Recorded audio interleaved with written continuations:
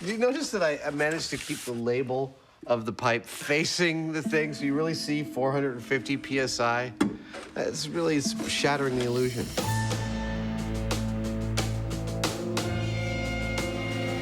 In the temple run, Indy gets shot at by Mayan poison darts, but because these are potentially lethal, I'm going to do the same thing using paintballs. 14. You know, I buy this crap salvaged, but who knew that 14 wasn't enough? I need 16. And so it's my job to figure out how to put together, a 16-gun, pressure pad operated paintball gun array. I think those will work. This item right here is a solenoid switch. The wire gives power to an electromagnet, which opens the flow of air. These kinds of things are how we can fire pneumatic projectiles on cue. It works. I love it when I've got all the parts I need to put together something like this. The sequence is going to go like a barrel connected to a pipe nipple, a solenoid, and that will screw into one big long tube, and that'll be our air feed.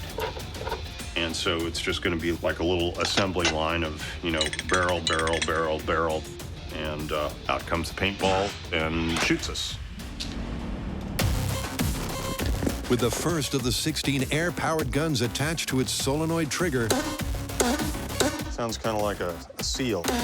Adam arrives to up the pressure. Dude, they arrived. Oh, cool. That is our pressure pad switch activation. Well, let's check it out. Point it that way. Pointing? Yeah. 3, 2, 1. Oh! That couldn't have worked any better. Inside this pad is an electrical switch such that when you step on it, it completes a circuit like so. Now that opens the flow of air, and out comes the paintball, and we get shot when we step on the pad. That is beautiful. There we go. Awesome. That's how each gun will be triggered. The next step is to combine them into a single, coordinated, air-powered system. This white tube is the air supply for our paintball gauntlet, which we'll be installing in the temple. Now, each one of these guns will be wired to its own pressure pad. 3, 2. Whoa! Beautiful. Which, as we run along, will be setting off these guns one after the other while we possibly are screaming in pain. That is going to hurt. Well, let's pack it up, put it on the truck, and take it out to the location. Okay.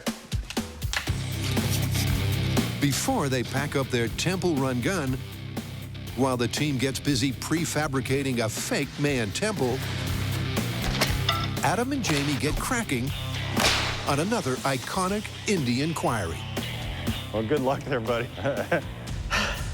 So whips. Exactly. Indy's whip is like almost mythological. He does all sorts of incredible stuff, including one I think we should test, when he disarms an opponent with a gun using only the whip. So would the whip be accurate enough, and would it hit the hand hard enough to knock the gun out of it or something? Exactly. And I think the other thing we should look at is the opening sequence when he loops the whip around a log and swings across a chasm. Is that really possible? Yeah, I wonder whether the whip would actually have enough grip. And then if it did, how are you going to get it off? I think we need to deeply look into the science of whips. Whoosh. If we're going to put whips through their paces in this episode, we're going to need, wait a minute, whips.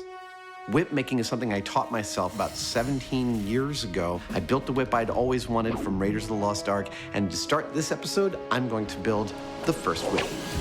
This is kangaroo hide. Don't let anyone tell you any different. This is the strongest leather in the world. Whip making is an art for which Adam